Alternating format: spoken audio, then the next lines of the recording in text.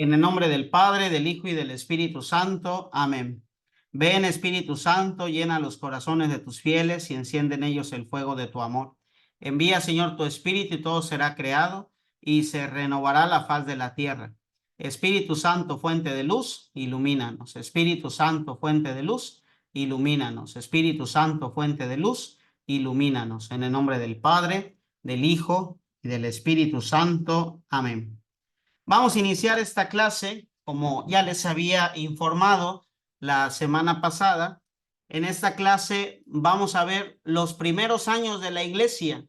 Así pónganlo como título. Los primeros años de la iglesia. Las primeras comunidades cristianas. Los primeros años de la iglesia. Las primeras comunidades cristianas. Ustedes van a dispensar, pero miren, un café para tener mejor agilidad mental. Las primeras comunidades cristianas. ¿Por qué después de Pentecostés la religión cristiana, el cristianismo, se difundió por todas partes? ¿Por qué el mensaje de Jesús llegó a diferentes pueblos? Hay que entender el contexto de ese tiempo. En ese tiempo estaba muy fuerte el Imperio Romano. El Imperio Romano había creado muchas calles, muchas carreteras, si así las podemos llamar, que eran calles de tránsito donde transitaban las personas, los animales de carga. El Imperio Romano conectó muchos pueblos a través de las carreteras romanas. Esto permitió y esto ayudó a que los apóstoles se pudieran desplazar a los diferentes pueblos, a las diferentes comunidades. Gracias a que el Imperio Romano creó comunicación a través de las calles, de las carreteras, pues eso permitió que los apóstoles tuvieran caminos para acceder a los diferentes pueblos, a las diferentes comunidades. Gracias a estas calles romanas, gracias a estos caminos romanos, pues en los primeros años de la iglesia, los apóstoles lograron formar 40 comunidades cristianas. Antes del año 100, es decir, 70 años después de la resurrección, antes del año 100, los apóstoles ya habían fundado 40 comunidades cristianas. ¿Gracias a qué? A su fervor misionero. ¿Gracias a qué? A que pues con la fuerza del Espíritu Santo se quitaron el miedo y se atrevieron a ir más allá, pero también gracias a que los romanos habían establecido caminos donde se podía llegar con mayor facilidad a las comunidades, a los pueblos. Esta nueva religión, ¿sí? Porque era una nueva religión, porque no tenía nada que ver ya con el judaísmo, no tenía nada que ver tampoco con las religiones paganas, era una nueva religión. Esta nueva religión comenzó a ser más exitosa en las áreas urbanas. ¿Por qué? Volvemos a lo mismo. Porque el Imperio Romano había hecho caminos a las grandes ciudades. Entonces, los lugares donde llegaron los apóstoles con mayor facilidad fueron a las grandes ciudades, porque había caminos para llegar a las grandes ciudades. Mucho después se comenzó a llegar a las pequeñas comunidades. Primero los apóstoles comenzaron a llegar a las grandes ciudades, porque había caminos para poder llegar a esas urbes. Entonces, esta nueva religión, en un primer momento, tuvo más éxito en las áreas urbanas y empezó a ser más popular esta nueva religión entre los esclavos y entre personas de baja posición social. Entonces, esta nueva religión, el cristianismo, llegó primero a las grandes ciudades, gracias a la comunicación de caminos que había gracias a que el Imperio Romano había hecho estos nuevos caminos. Comienza a ser popular esta religión entre los esclavos, entre las personas de baja posición social, hasta llegar a las mujeres aristocráticas. Se comenzó a evangelizar a la gente más humilde, a la gente más sencilla, hasta que se llegó a las mujeres aristocráticas. En los primeros años del cristianismo, los judíos, para orar, para hacer oración, se seguían congregando en las sinagogas, ¿sí? En los primeros años del cristianismo. Nace el cristianismo, Jesús funda una nueva religión, aunque los hermanos separados y mucha gente actualmente dice Jesús no vino a fundar una religión, pues sí, y ya lo vimos la clase pasada, Jesús vino a fundar una nueva religión y vino a fundar una nueva iglesia, lo dice con claridad Jesús en el Evangelio, él vino a fundar una nueva iglesia. Pero en los primeros años, al no haber estructura jerárquica, al no haber una institución religiosa como tal, ¿sí? Los judíos cristianos, los judio-cristianos, judíos que se convirtieron al cristianismo, para hacer oración, pues se seguían congregando en la sinagoga. Incluso los mismos apóstoles, para hacer oración, se seguían congregando en la sinagoga. La sinagoga era el lugar de oración de los primeros cristianos. Estamos hablando de los primeros años de las comunidades cristianas. Estamos hablando de los primeros 30 años de las comunidades cristianas. En los primeros 30 años de las comunidades cristianas, los cristianos tenían como centro de oración la sinagoga. Cuando se da la expulsión de los cristianos de las sinagogas? En el año 60. En el año 60 se da la expulsión de los primeros cristianos de las sinagogas. Hacemos una línea cronológica. Jesús muere y resucita en el año 33. A partir del año 33, los cristianos comienzan a evangelizar, a predicar. Se da Pentecostés, con más fuerza comienzan a anunciar el evangelio, año 33. Y del año 33 al año 60, los primeros cristianos se siguen congregando para rezar, para orar en la sinagoga. En el año 60, ¿sí?, los judíos se reúnen en un concilio. Este concilio es llamado el concilio de Yacnia.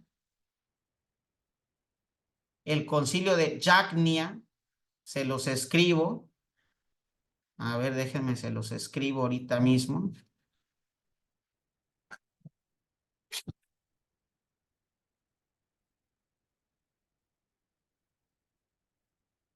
El concilio de Yacnia. En el año 60, es decir, casi 30 años después del hecho de la resurrección, los judíos se congregan en concilio. El concilio judío es conocido como el concilio de Yacnia, y en ese concilio los judíos deciden expulsar a los cristianos de las sinagogas, porque se determina que la presencia de esos que siguen al tal Jesús es una presencia blasfema.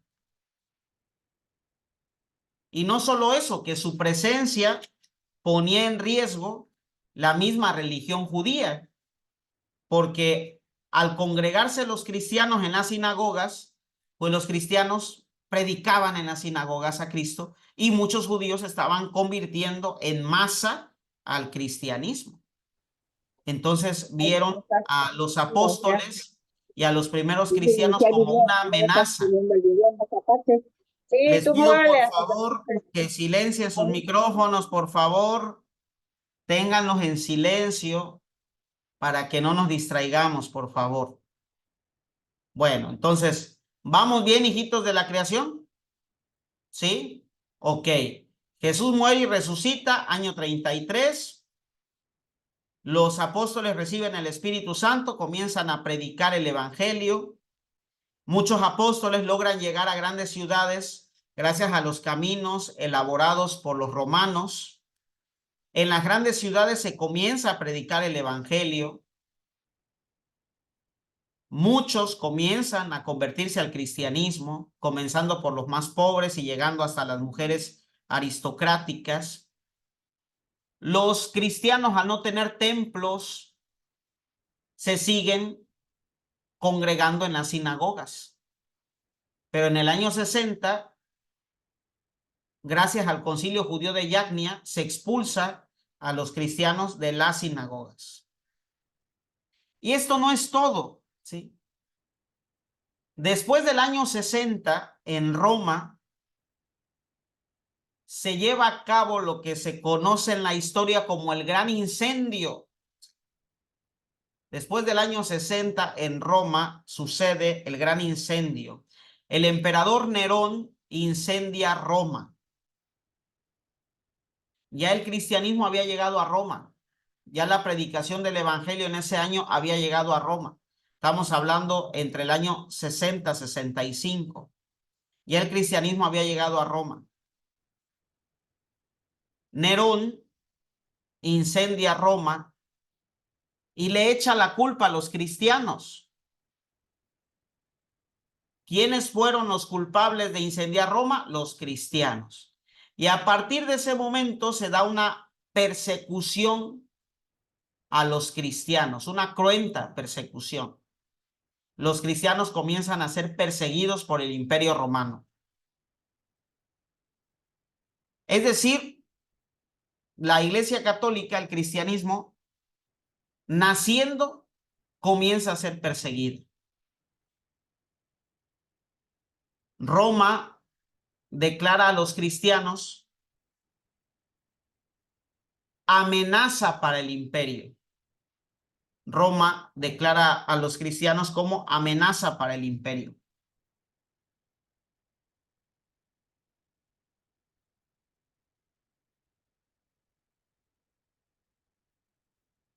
En esta persecución que se da, mueren en total casi 100,000 cristianos. En esta persecución que se da, mueren casi 100,000 cristianos. ¿Cuántos años duró esta persecución? Es interesante saberlo. Esta persecución duró aproximadamente 300 años. Esta persecución duró 300 años.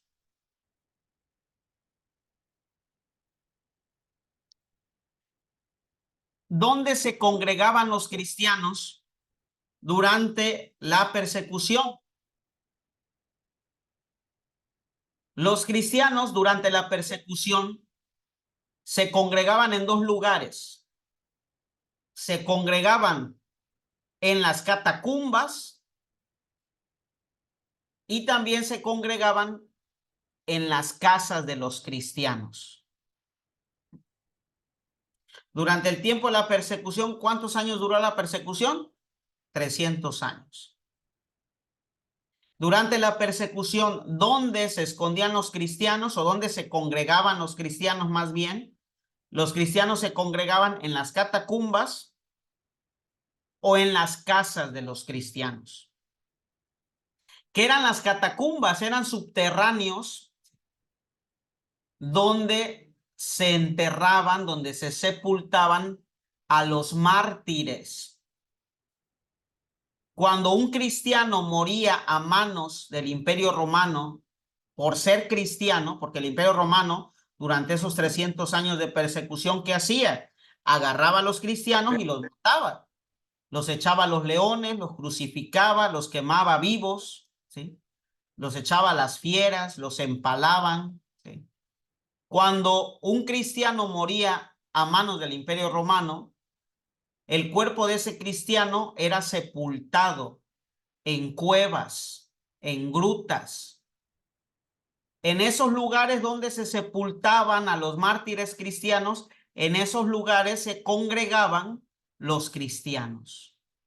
En torno a la tumba de los mártires, en ese lugar se congregaban los cristianos para hacer oración. Hay que recordar que en los primeros 3 siglos, ¿sí? En los primeros 300 años, no había templos, no había basílicas, no había catedrales. Los lugares de congregación eran, como ya les he dicho, las catacumbas, que eran subterráneos, eran cuevas donde se enterraban a los mártires cristianos caídos en la persecución, o también se congregaban en las casas. Al ser el cristianismo una religión perseguida, ¿sí? Al ser el cristianismo una religión perseguida, era una religión que comenzó a usar signos y símbolos para poderse comunicar. A falta de una comunicación directa, frontal, llana, explícita, porque no se podía tener una comunicación explícita entre los cristianos, porque estaban siendo perseguidos. Prácticamente los cristianos tenían que vivir en las sombras, escondidos. En este tiempo de persecución, donde no podían los cristianos manifestarse abiertamente como cristianos, echaron mano de los signos, de los símbolos, de las imágenes para poderse comunicar.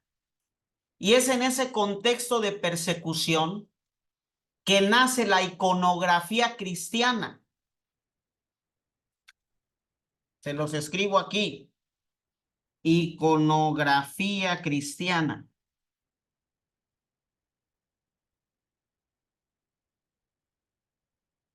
Es en ese contexto de persecución donde los cristianos no podían manifestar abiertamente su fe que nace la iconografía cristiana. ¿Qué es la iconografía cristiana? Es precisamente la simbología, las imágenes mediante las cuales se manifiesta la fe. Esa es la iconografía cristiana. Son los símbolos, la simbología, las imágenes mediante las cuales se manifiesta y se expresa la fe. Si quisiéramos tener una definición de iconografía cristiana, es esa. Es las imágenes, la simbología, símbolos, mediante los cuales manifestamos y expresamos nuestra fe. Esa es la iconografía cristiana. Bueno, en ese contexto de persecución, cuando los cristianos no podían manifestar abiertamente que eran cristianos, pues nace la iconografía cristiana. Y nacen, ¿sí?, en ese contexto, muchos símbolos que todavía nosotros utilizamos en la liturgia. Por ejemplo, el símbolo del pez, del ixtis.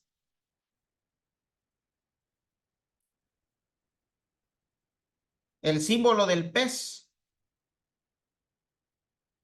El símbolo del pez para los cristianos tenía un gran significado. Todo aquel cristiano que portara el símbolo del pez se comunicaba con otros y era prácticamente el símbolo del pez una credencial para decir, hey, yo soy cristiano. Quien portaba un signo de un pez era un cristiano. Y cuando otro que era cristiano veía el signo del pez, entendía que esa persona que tenía el signo del pez era un cristiano. A veces los cristianos lo bordaban en su ropa. En ocasiones lo dibujaban en algunas partes de su piel, de su brazo, de su pierna. No como tatuajes, eran dibujos solamente que se borraban. ¿Sí? No vaya a salir aquí uno, me voy a tatuar un pez. No, no, no, no eran tatuajes. Se pintaban en los brazos, en las piernas, el signo del pez. ¿Por qué? Porque había una necesidad. ¿Y cuál era la necesidad? Comunicarse con los demás cristianos. Decirle al otro hermano, hey, yo soy cristiano. No te puedo decir abiertamente que soy cristiano, pero mira, con este signo, pues te manifiesto que soy cristiano, que creo en Cristo. También en ese contexto surgió el signo del cordero. En los lugares donde se reunían los cristianos, siempre dibujaban los cristianos en ese lugar, en la piedra, la imagen de un cordero o de un pastor cargando un cordero. De hecho, en la zona de Turquía, Estambul, Capadocia, hay cuevas, hay subterráneos donde se pueden encontrar hasta la fecha imágenes grabados de pastores, ¿sí? Cargando una oveja. Y ese pastor cargando una oveja es Cristo, ¿sí? Es la imagen de Cristo, buen pastor. Donde los cristianos se reunían, pues dibujaban en piedra esta imagen de un pastor cargando una oveja. Y cuando otro cristiano veía esta imagen de un pastor cargando una oveja, el cristiano entendía que ese era Cristo el buen pastor y que en ese lugar se reunían los cristianos a hacer oración.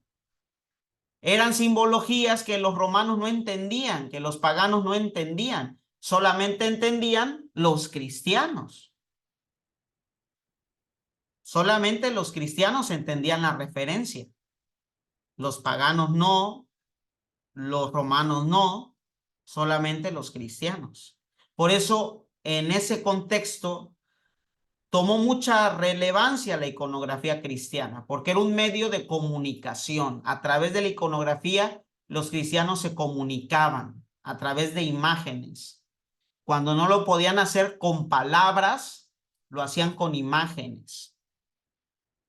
El pez, una imagen. El pastor cargando la oveja era otra imagen cristiana. El crismón también, ¿sí? Incluso hasta la fecha podemos encontrar en zonas de evangelización signos cristianos en cuevas. Les doy nuevamente el ejemplo de Estambul, Capadocia. Podemos encontrar hasta la fecha en cuevas donde se presume había cristianos el signo del crismón en la pared. ¿Qué es el crismón? Me van a decir, se los voy a escribir aquí. Lo han visto seguramente. El crismón. JHS. Jesús hombre salvador. El crismón. JHS. Jesús homini salvatore. Jesús hombre salvador. ¿Sí? Esto no lo entendían los romanos, esto no lo entendían los paganos, esto solamente lo entendían los cristianos. Entonces los cristianos, cuando veían que en una cueva estaba el crismón, pues el cristiano entendía que en ese lugar se reunían los cristianos a orar. Entonces, en ese contexto pues de persecución, surge la iconografía cristiana y surge también la veneración a los mártires, ¿sí? Se respetaba mucho a un cristiano que daba su vida por Cristo. Se tenía a ese cristiano como ejemplo de seguimiento a Cristo, como ejemplo de vida.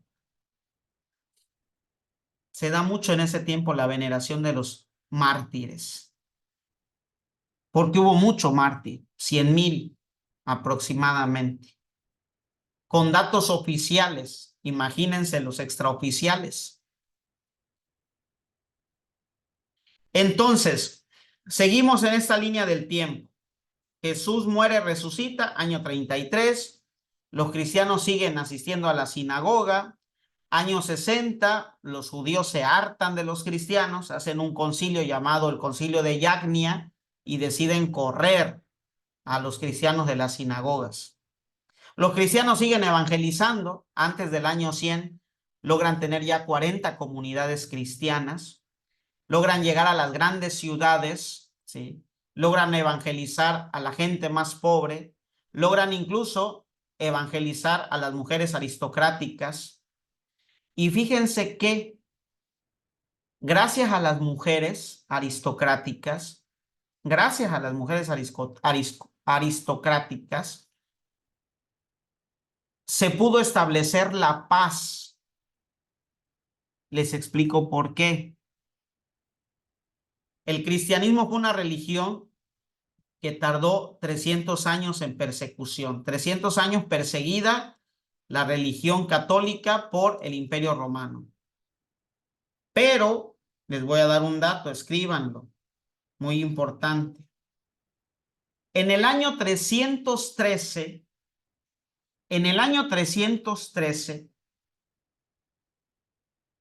sucede algo muy importante, ténganlo en cuenta. El emperador Constantino I decreta el cese de las persecuciones a los cristianos.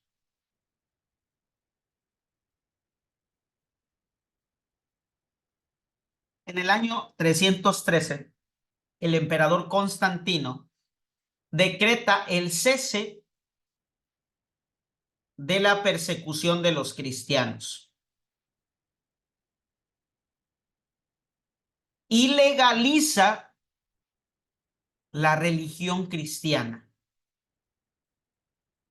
Ojo, eso es bien importante. De ser una religión perseguida, gracias a Constantino en el año 313, el cristianismo se convierte en una religión legal. Ojo, en una religión legal. Es decir, al ser legal, ya no es ilegal, lógicamente. Y al no ser ilegal, por lo tanto, no hay razones para que sea perseguida, porque ella es legal. No tiene por qué ser perseguida, porque ya tiene el visto bueno del imperio. Todavía en el año 313, la religión católica no se convertía en religión oficial del imperio. No, en el año 313, Constantino solamente decretó el cese de la persecución y decretó a la iglesia cristiana como iglesia legal. Es decir, ya no es ilegal, ya no la vamos a perseguir. Año 313, Constantino I. ¿Y por qué yo les decía hace un momento que gracias a las mujeres de la aristocracia, el cristianismo logró la paz?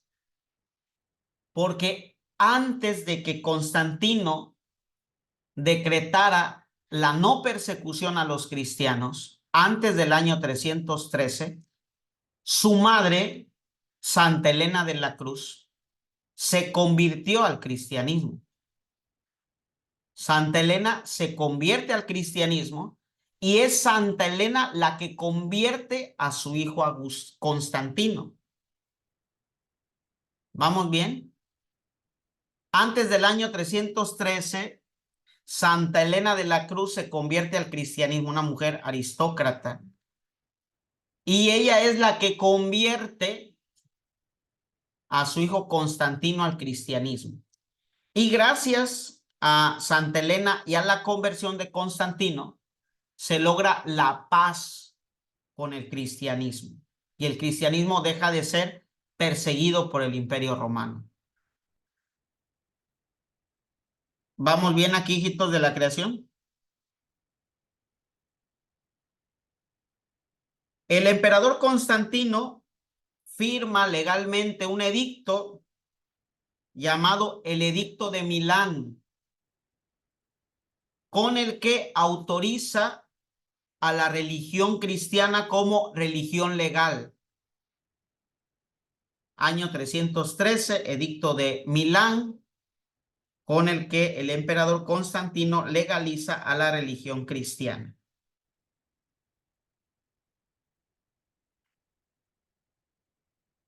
Hay otra fecha que también se deben saber y saber muy bien.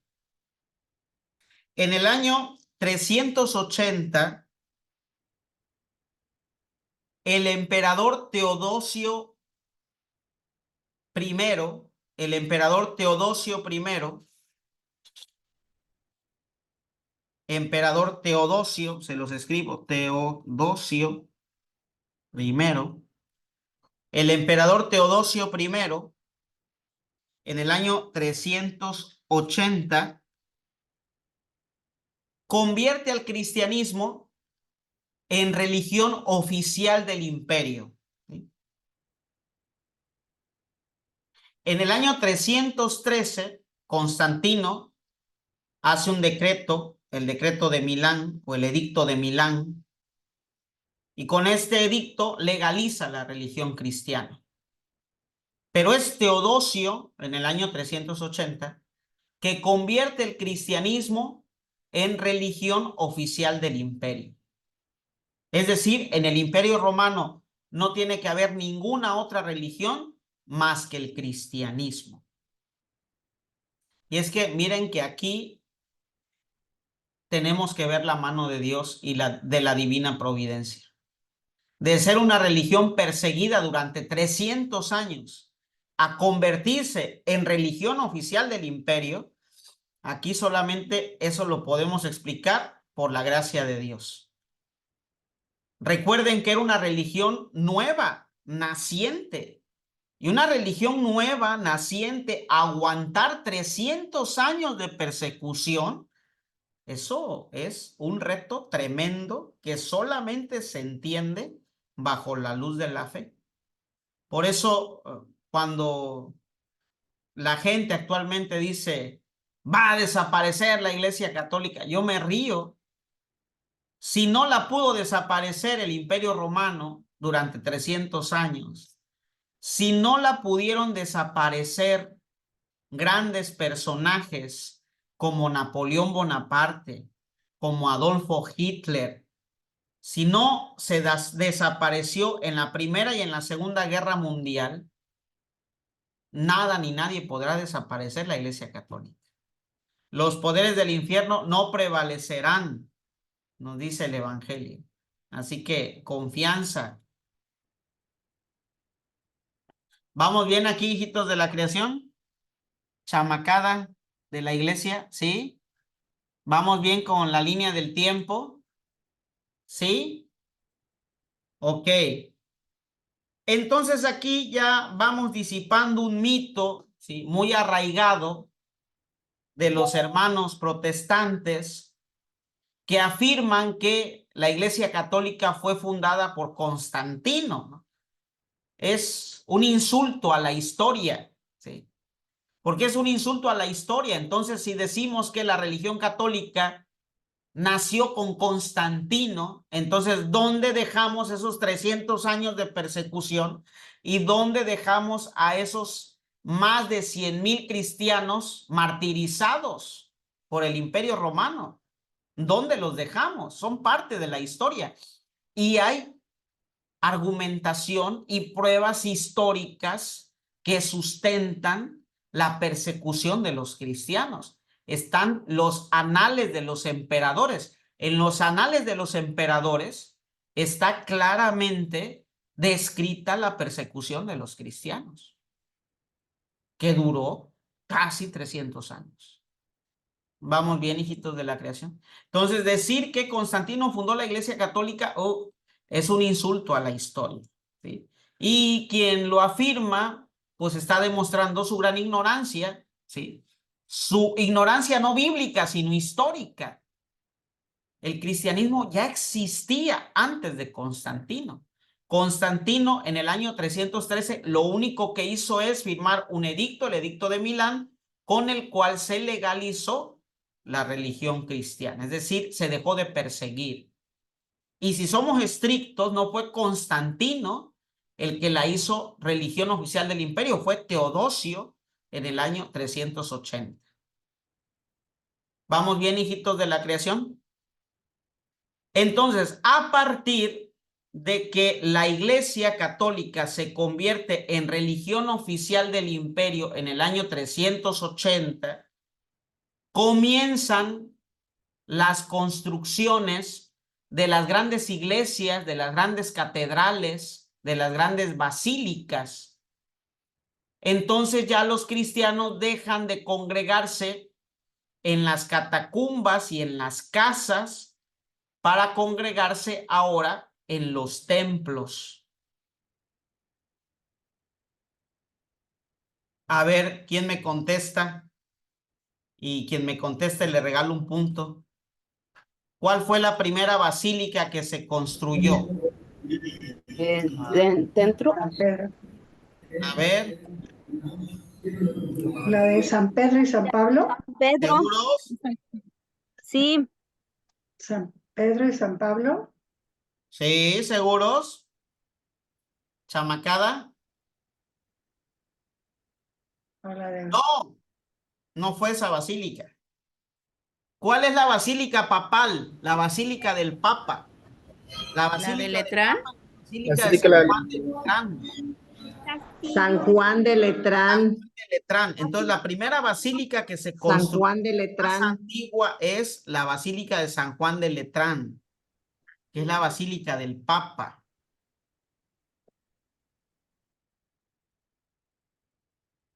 La basílica de San Juan de Letrán o del Santísimo Salvador.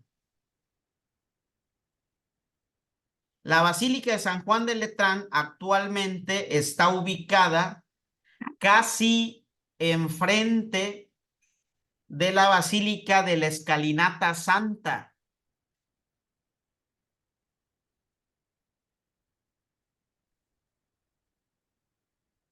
¿Vamos bien, hijitos de la creación?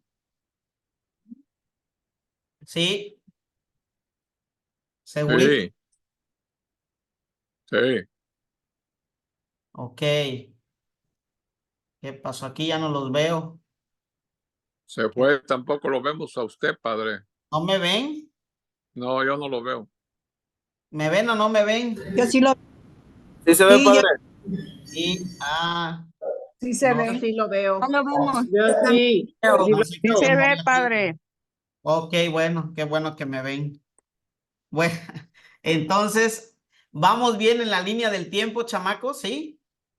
Ok, entonces, a partir del año 380, ya que la religión católica se convierte en religión oficial del imperio, comienzan la construcción de las grandes catedrales, las basílicas, los templos. Y a partir de que la iglesia deja de ser perseguida, comienza la elucubración teológica, la reflexión teológica. Durante los 300 años de la persecución, la iglesia lo que buscaba era sobrevivir, perseverar, ser fiel. No hubo tiempo durante esos 300 años, no hubo tiempo suficiente para la elaboración teológica. Hubo reflexión teológica, sí hubo, pero de manera sistemática no. Es a partir de que la iglesia se convierte en religión oficial del imperio, es a partir de que la iglesia deja de ser perseguida cuando comienzan los concilios dogmáticos, ¿sí? Cuando hablo de concilios dogmáticos, ¿a qué me refiero? Los concilios que postularon los principales dogmas de fe que rigen nuestra religión y nuestro credo. ¿Cuáles fueron esos concilios dogmáticos que surgieron Padre, de favor, después? ¿puede irse más despacio para anotar? Por Sí, favor. claro, más despacio. Gracias. Yo siento que me voy en primera. Bueno, voy a tratar Póngalo de, en neutral, tantito. me voy a ir Gracias. en neutral. Pues yo siento que voy en primera y que estoy repitiendo muchas veces, pero bueno, pongo en neutral. Voy a ir nada más a velocidad del motor. En punto muerto Gracias, voy. padre. Bye, bye. Entonces, bueno, estábamos en que una vez que la religión católica es reconocida como religión oficial del imperio, comienza a darse la reflexión teológica de manera más sistemática, ¿sí? Comienza a pensarse más sobre la fe, comienza a surgir la estructura de la iglesia y comienzan a nacer los dogmas de la iglesia.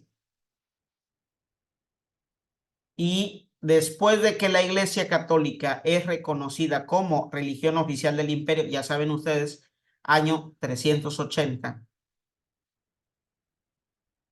nacen tres concilios muy importantes. El primer concilio fue el concilio de Nicea.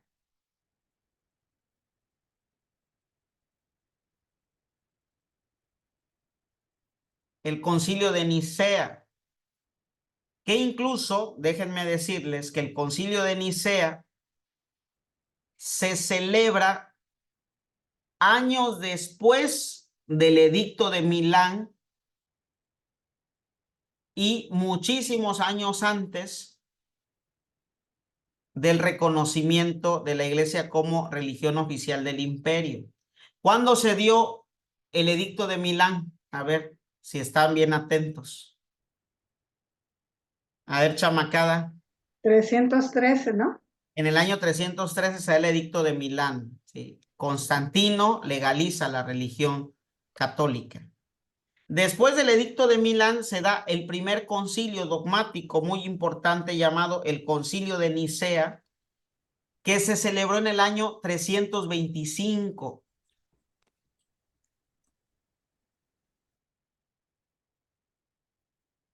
Después del Concilio de Nicea viene lo que ya les he dicho, la promulgación de la Iglesia Católica como religión oficial del imperio en el año 380. Y después del año 380 vienen dos concilios más. El concilio de Éfeso en el año 431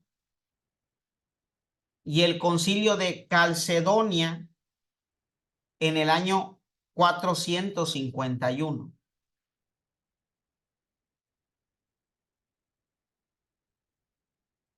Otra vez, volvemos. Después del edicto de Milán que promulgó Constantino, se da el concilio de Nicea, año 325. Después de que la religión católica es reconocida como religión oficial del imperio, se llevan a cabo dos concilios más. El concilio de Éfeso, año 431, y el concilio de Calcedonia, año 451. En esos tres concilios, ¿qué se promulga? Perdón, padre, dijo Macedonia o Cacedonia. Calcedonia. Calcedonia, Calcedonia, ahorita les escribo aquí. por favor. Como calcetose. Sí, gracias. Calcedonia. Sí, gracias. Calcedonia. Es que Ahí tomaban- está. No, no se preocupe. Pregunten. Concilio de Calcedonia, año 451. Vamos bien en la línea del tiempo. Me importa que llevemos la cronología. ¿Vamos bien? Edicto de Milán, ¿qué año? 313. Sí, 313. Concilio de Nicea, ¿qué año? 325. Se da la promulgación de la religión católica como religión oficial del imperio por Teodosio en el año 380 y después vienen dos concilios más. ¿Qué concilios? Concilio de Éfeso en el año 431 y concilio de Calcedonia en el año 451. Estos concilios son conocidos como los concilios dogmáticos. ¿Por qué? Porque en ellos se elaboraron varios dogmas que sustentan y fundamentan nuestra fe. ¿Por qué no se celebraron antes concilios dogmáticos? porque estábamos siendo perseguidos. Era escóndete o muérete, ¿sí? Era eso. No había tiempo suficiente para la reflexión teológica.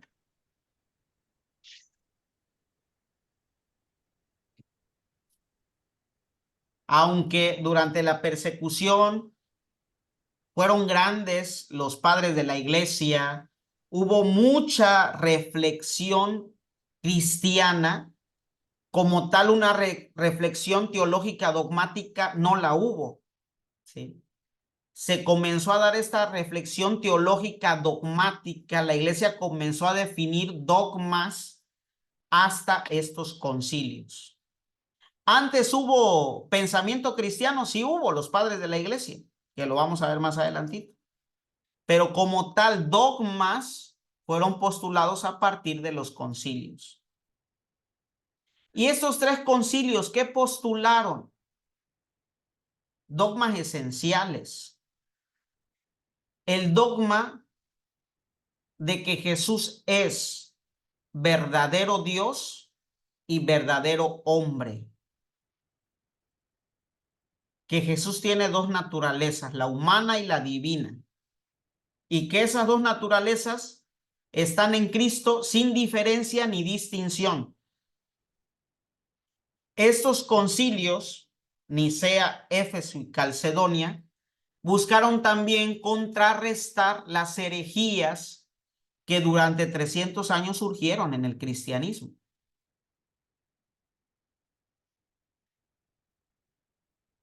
Durante esos años de persecución, al haber mucha dispersión, hubo también muchas reflexiones heréticas.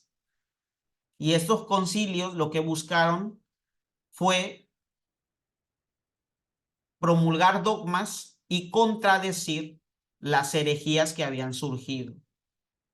Por ejemplo, herejías como el arrianismo, herejías como el gnosticismo, etcétera, etcétera, etcétera. ¿Vamos bien, chamacada? ¿Hasta aquí? ¿Seguros?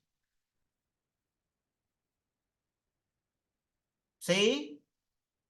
¿Chamacada? ¿Sí? Sí, padre. ¿Seguritos? Sí, padre. ¿No nos perdimos en la línea del tiempo? No, ¿O quién sí está perdido y bien perdido? A ver. Naiden. Bueno, entonces si nadie está perdido y vamos bien en la línea del tiempo, nos vamos a regresar un poquito. Oja, pónganle aquí punto y siguiente. Nos vamos a regresar un poquito. Ahorita en esta línea del tiempo que estudiamos, dimos un recorrido a vuelo de pájaro desde la resurrección de Cristo hasta el año 451. ¿Sí? Pasamos por la expulsión de los cristianos de las sinagogas, el comienzo de la persecución con el gran incendio de Roma, los 300 años de persecución cristiana, el edicto de Milán, el decreto de Teodosio en el año 380, los concilios dogmáticos, Nicea, Éfeso y Calcedonia, ¿sí? Pues ya cerramos ese punto. Es un recorrido histórico a vuelo de pájaro desde la resurrección hasta el año 451, los primeros años de la iglesia. Pero ahora, sí, vamos a ser más concretos. Primeras comunidades cristianas, ¿sí? Pongan, primeras comunidades cristianas.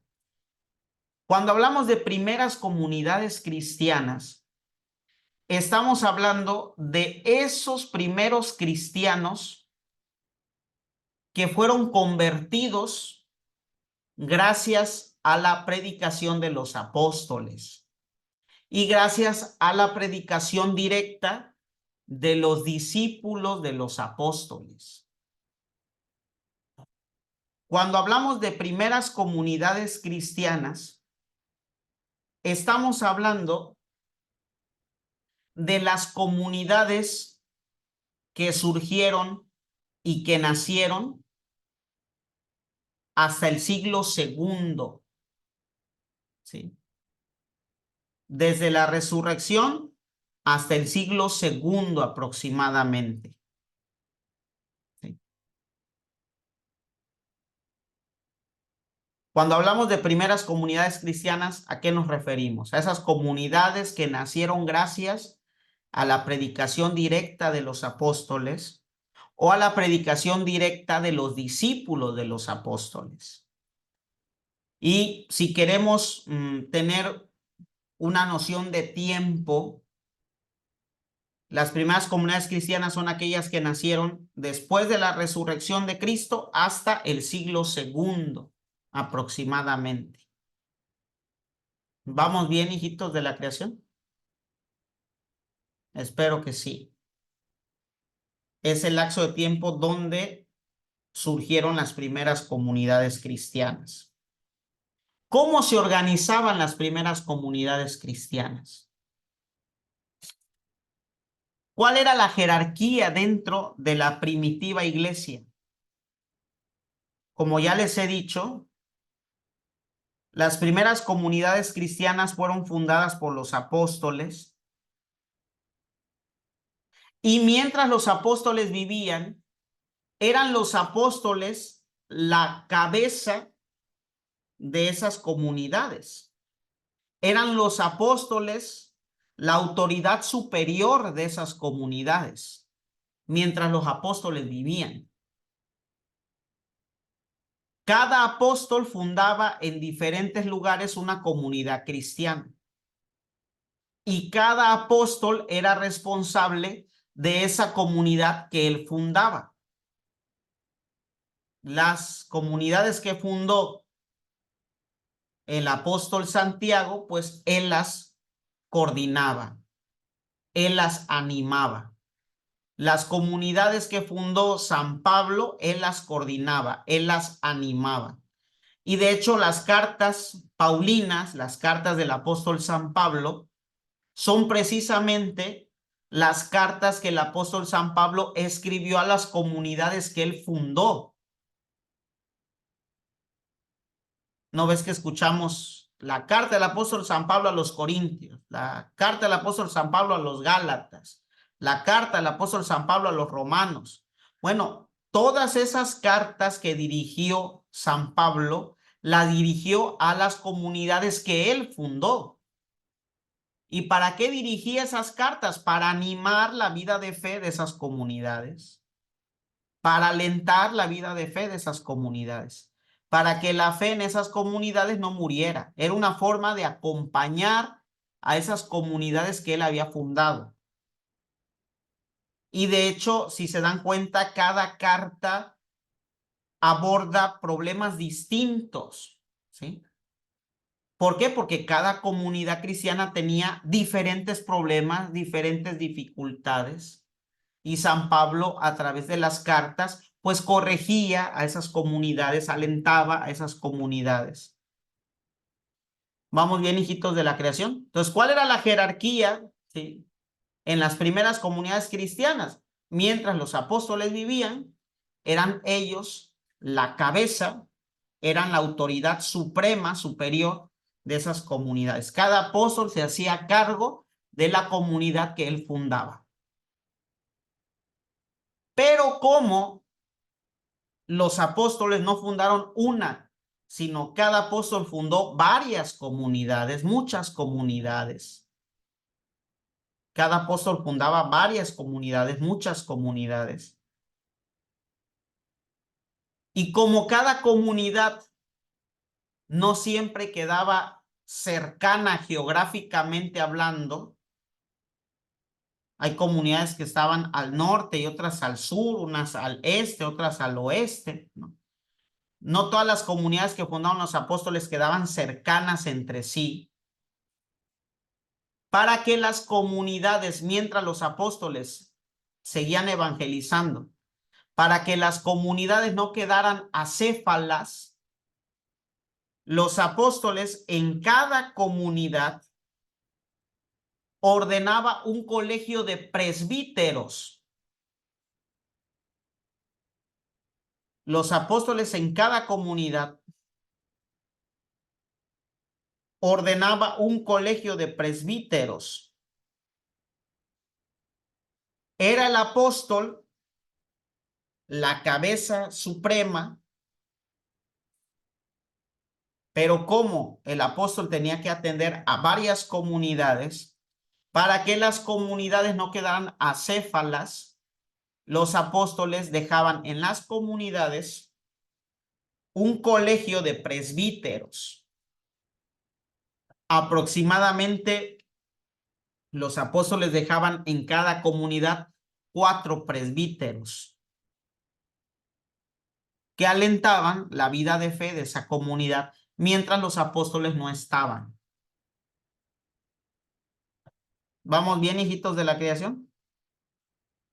Ahora, los apóstoles eran seres humanos de carne y hueso, finitos como tú y como yo, temporales como tú y como yo. Muchos de ellos fueron martirizados. De hecho, para ser exacto, casi todos. Excepto uno. ¿Quién se salvó del martirio? San Juan. San San Juan. El apóstol San Juan. Lo intentaron hervir, pero se escapó y lo desterraron a una isla llamada Patmos. La isla de Patmos. Allá fue desterrado el apóstol San Juan. Y en ese destierro San Juan escribe el 4º evangelio y escribe el libro del Apocalipsis.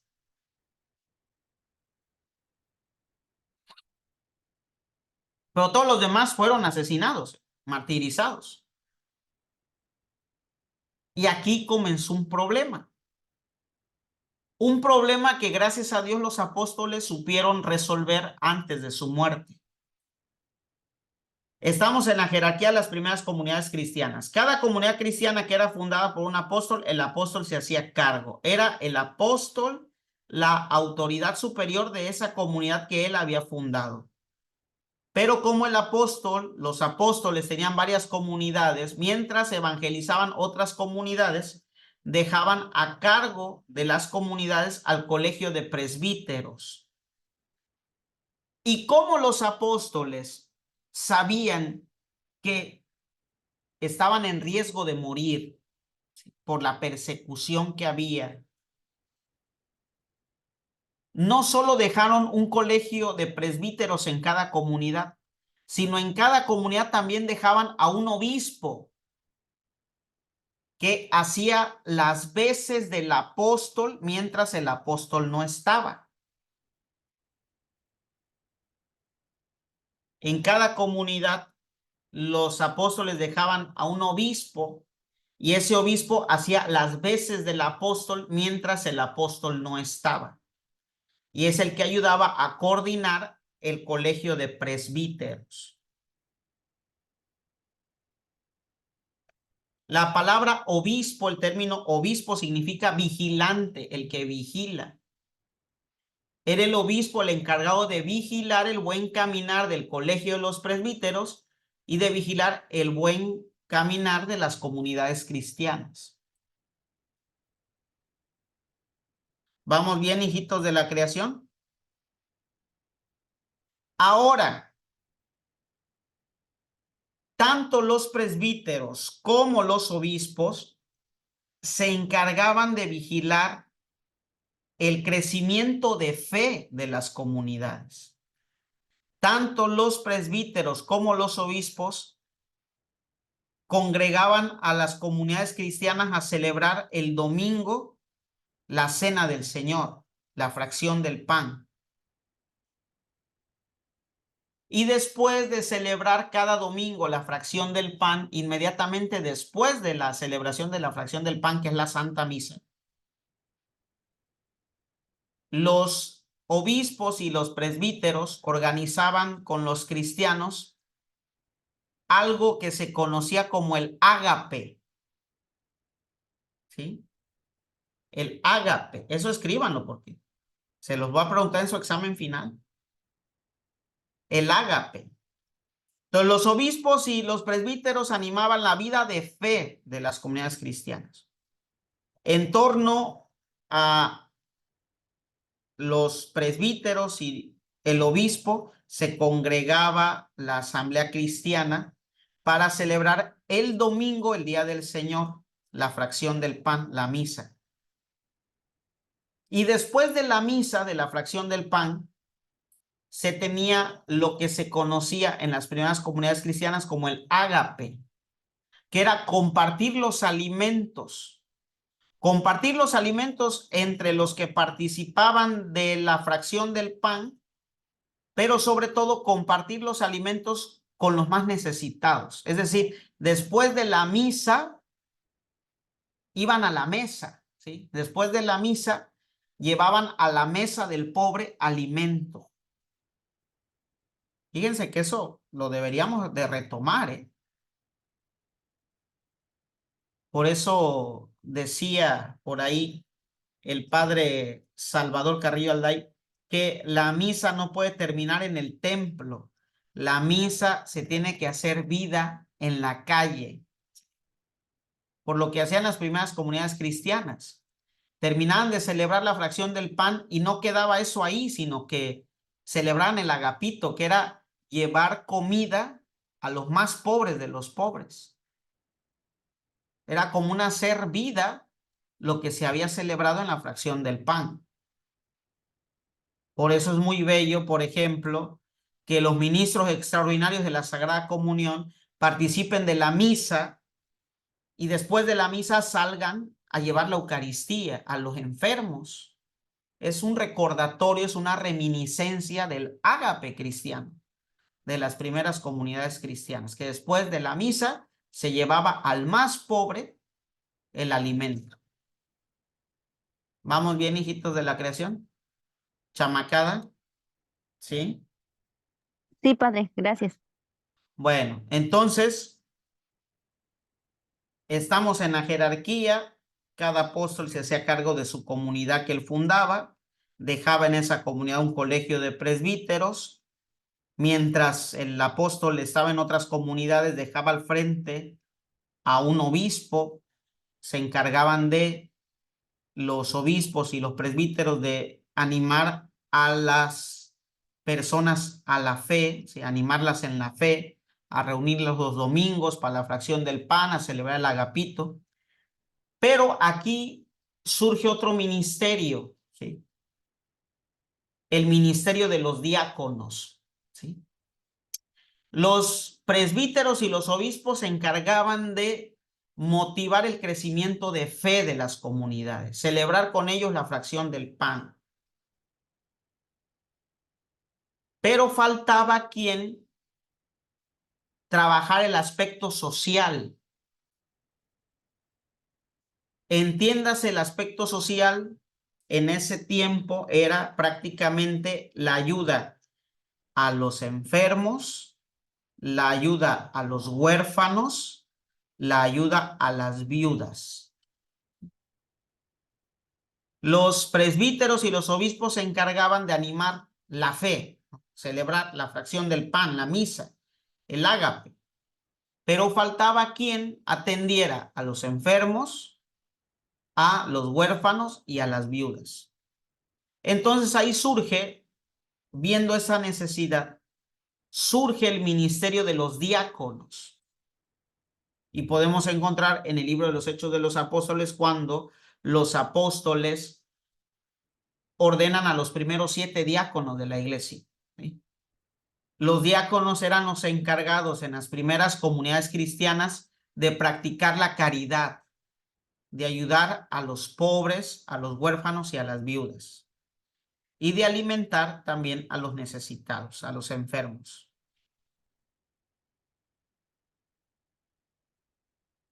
El diácono no surge como un ministro de culto, sino como un ministro de caridad. El diácono no es tanto un ministro que sirva al altar, sino un ministro que sirve a los más pobres, en el servicio humilde, en la ayuda caritativa.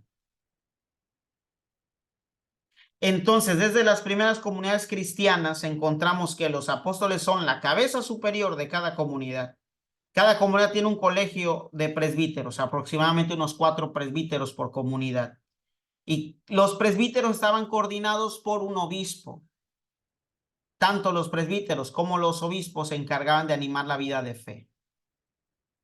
Y surgen los diáconos como aquellos servidores que tienen como encomienda atender a los enfermos, a los huérfanos y a las viudas, sobre todo. De aquí viene una anécdota muy conocida de un santo diácono de los primeros siglos. Investiguen qué diácono, a ver que me diga el nombre del diácono, le doy un punto. Un diácono muy famoso, de los 7 diáconos de la iglesia de Roma, mártir. ¿Lorenzo? Exacto, San Lorenzo, diácono, mártir. Un punto ya tiene. San Lorenzo fue uno de los primeros 7 diáconos de la iglesia de Roma. San Lorenzo, como diácono de las primeras comunidades cristianas, tenía como encargo atender a los enfermos, a los huérfanos y a las viudas. Era el ministerio de los diáconos. El Imperio Romano lo aprendió a San Lorenzo. Y el procurador le pidió a San Lorenzo que le entregara todos los tesoros de la iglesia. Porque, aquí un apunte muy importante, el diácono no solo atendía a los enfermos, a los huérfanos y a las viudas, sino al diácono le tocaba la administración material y económica de la iglesia. Era el diácono al que le tocaba eso. No le tocaba al presbítero ni al obispo, era el diácono al que le tocaba administrar los bienes materiales y económicos. ¿Por qué? Había un porqué. Porque el diácono era el encargado de la caridad. Entonces él tenía que manejar la bolsa para poder ayudar con ese dinero a los pobres, a los huérfanos, a los enfermos, a las viudas. ¿Vamos bien, hijitos de la creación? ¿Sí? Entonces el Imperio Romano agarró al diácono Lorenzo y el procurador le pidió a Lorenzo que le entregara todos los tesoros de la iglesia de Roma. Y Lorenzo llevó al procurador a un leprosario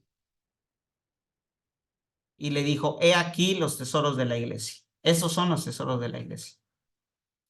¿Por qué? Porque la iglesia destinaba todo, ¿sí?, a la ayuda de los pobres, de los huérfanos, de las viudas, de los enfermos.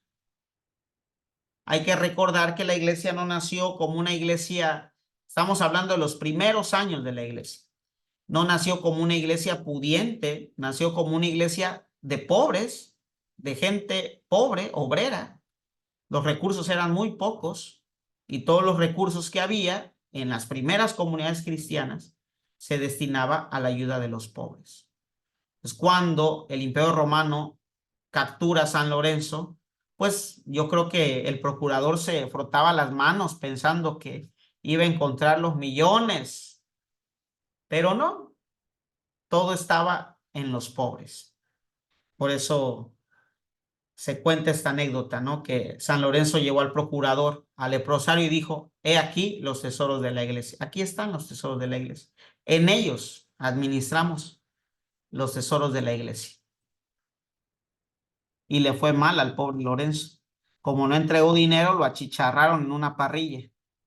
Lo asaron como carne asada al pobre, ¿sí? Lo pusieron en una parrilla y le dijeron: reniega de tu fe y te sacamos de la parrilla. Y dijo Lorenzo: no, ya está este lado cocido, ponme del otro lado. Ahí la grandeza de los mártires, la grandeza de los mártires. A San Lorenzo lo echaron a una parrilla, lo asaron como carne asada, tal cual, vivo. Y le dijeron: si reniegas de tu fe, te sacamos de la plancha. Y dijo: no, ya está cocido este lado, voltéenme, que falta todavía cocer el otro. Qué valor y qué arrojo de fe, ¿eh? Ahorita los católicos somos católicos de cristal, no somos capaces de defender nuestra fe ni en lo más mínimo, menos dando la vida. Qué triste, Dios mío. Pero bueno, así es los tiempos de ahora. Les doy la bendición, chamacada. El Señor esté con ustedes. La bendición de Dios Todopoderoso, Padre, Hijo, Espíritu Santo, descienda sobre ustedes y les acompañe siempre. Amén. Amén. Amén. Gracias a Dios. Amén. Gracias La a Dios. próxima clase vamos a ver la iglesia del medioevo, de la época medieval, y la iglesia en la época medieval. Vamos a ver también como introducción la iglesia de los padres de la iglesia, de los padres apostólicos, los padres latinos, de Oriente, de Occidente. Vamos a ver la iglesia en la época medieval. También vamos a terminar en la próxima clase la iglesia del Concilio Vaticano II. Sí, es lo que vamos a ver, iglesia del medioevo y la iglesia del Concilio Vaticano II. Cuídense mucho, chamacada. Dios les bendiga. Gracias, Padre. Buenas noches.